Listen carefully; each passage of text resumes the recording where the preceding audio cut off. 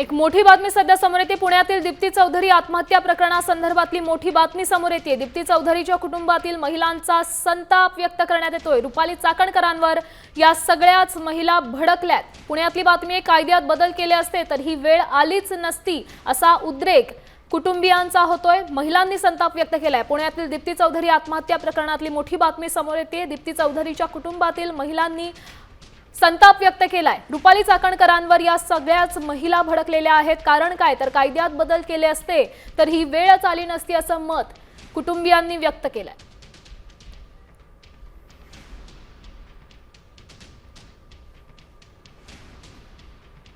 आंध्र प्रदेशला इतकं टॉर्चर केलं जातं, हे का केलं जातं? आणि त्यांना शिक्षा नाहीये चांगली, कठोर शिक्षा आणि प्रतिष्ठित बदल करणे पुढे कमी नाहीये त्यांच्यामुळे कायमच असतो। त्याला कुठल्याही राजकीय प्रकरणाचा आम्हाला वाद करायचा नाहीये। पण मला एक विचारायचं की आज वैष्णवी हगवणे प्रकरणाला 7 महिने झाले, परत दुसरी ही आमची मुलगी का म्हणून वैष्णवी हगवणे प्रकरणासाठी याच्यात ओढली गेली। दुसरी गोष्ट, तुमच्याही पदावर ताशेरे ओढले गेले। तुम्ही काय कायद्यात बदल केला की आज आमची मगर फॅमिलीतली मुलगी ह्या प्रकरणाला बळी गेली नाही? तुम्ही काय कायदे केले ते?